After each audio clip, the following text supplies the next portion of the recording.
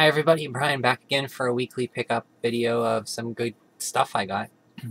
I got a new console this week, an older console, and I got some Atari games, a few Atari games, and some other stuff, so let's go through it. I'll start with the Super Nintendo games I got. I got this game, it's The Flintstones, The Treasure of Sierra Madrox. Classic shoot 'em up. Super Smash TV. Beat 'em up game based in the Marvel Universe. I think it's based on the Infinity Gauntlet saga of comics. I'm not sure. It's Marvel Superheroes War of the Gems. And a game based on one of my all-time favorite cartoons, Animaniacs. I figured it's a platformer, Super Nintendo, Animaniacs has to be good. Picked up a 32X game. Like I said, every time I see 32X games, whether I like them or not, I pick them up because there's only 18, 20, I don't know how many, but this is Virtual Racing Deluxe. It's like somebody markered on it, but that's okay.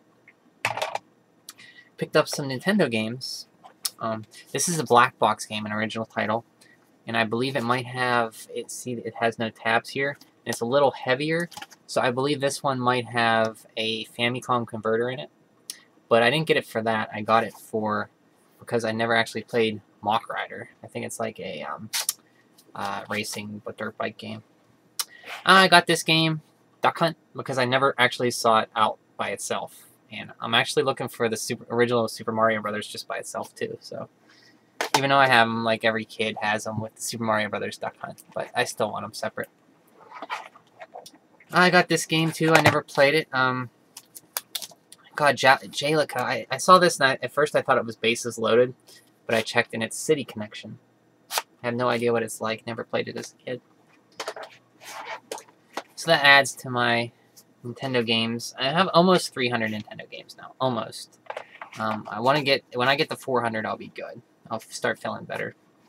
But oh, and then one of the classic unlicensed games, The Fantastic Adventures of Dizzy.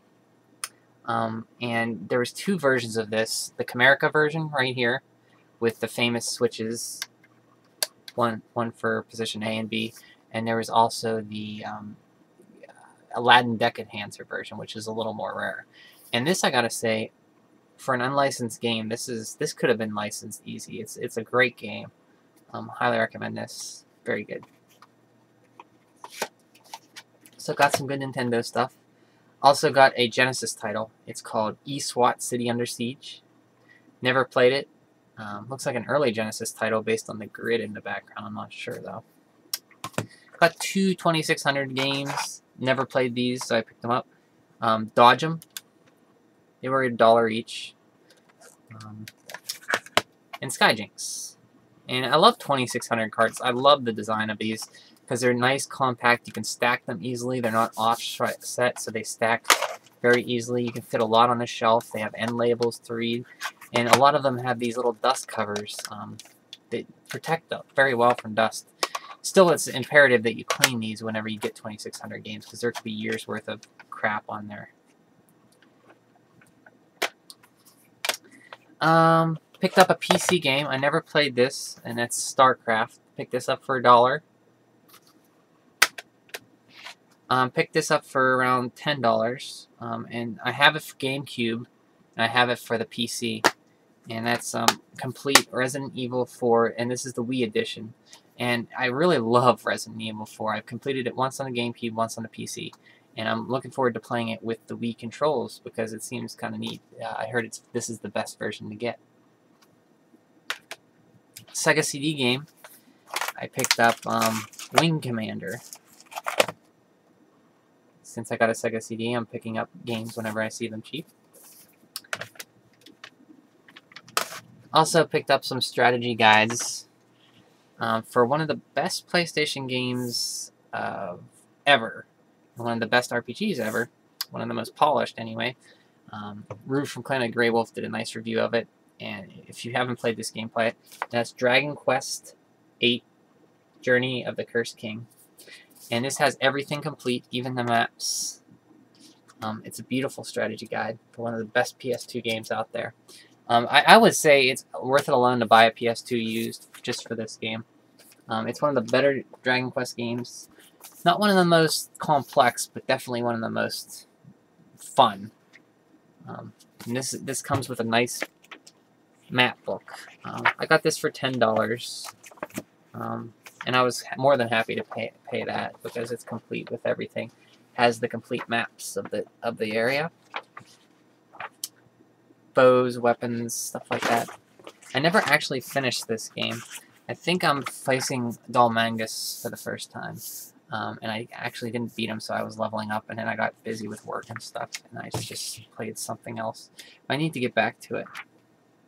Also, I picked up, the reason I got a 360 was for this game, and that's Ninja Gaiden 2. I got this for $5, and I love the Ninja Gaiden games, even going back to the NES, and these games are just amazing. They're hard, but they're amazing.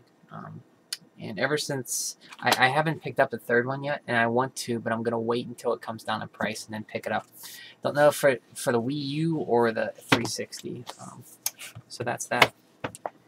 Also, for a system I picked up, this was an older system. Magnavox produced it, and that's the Odyssey 2. And I got the complete with manuals. Got some games with it, and if you guys have never seen an Odyssey 2, let me get one out.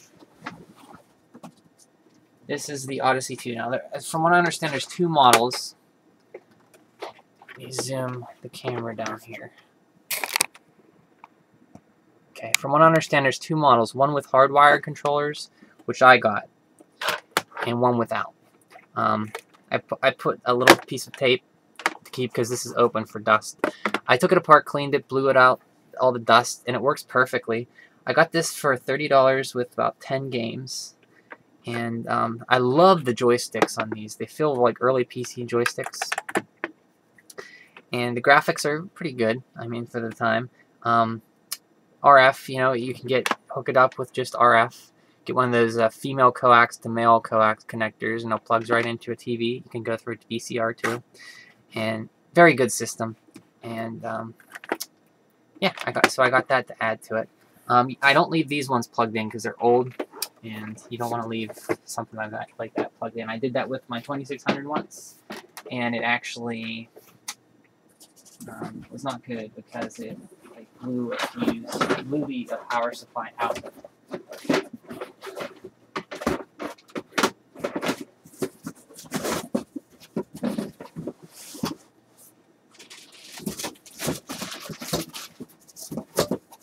Okay, now I'll go over the games I got with it. And if you've never seen an Odyssey 2 game, they're really cool. Oops. They have these little handles on them. It's like a little lunchbox. This is Pachinko. Got Pachinko. A game based on a Pac-Man ripoff, KC Munchkin. Actually, when this came out, Atari was really mad, and they actually sued them because they had the rights to Pac-Man.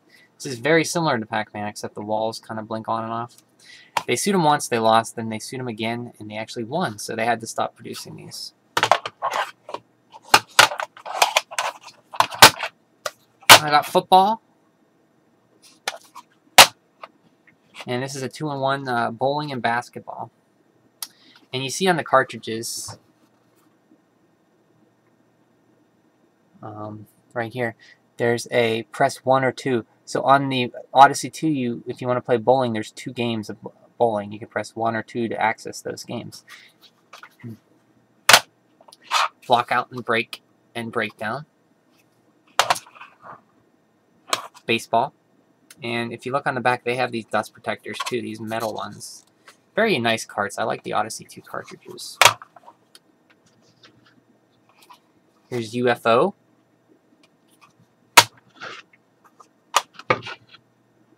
Subchase and Armored Encounter. And this is like Armored Encounter is like a Combat clone. Very much like Combat. And Speedway, Spinout, and Crypto Logic. So that's the Odyssey games I got. And it's nice to have another system to add to the collection. Especially Odyssey 2. I never played it. And I was playing around with it. And it fired right up. I just cleaned it. Made it look very nice. Cleaned it up. And that's about what I got for this week, guys. So until I see you guys again, take care and have a great weekend. Bye.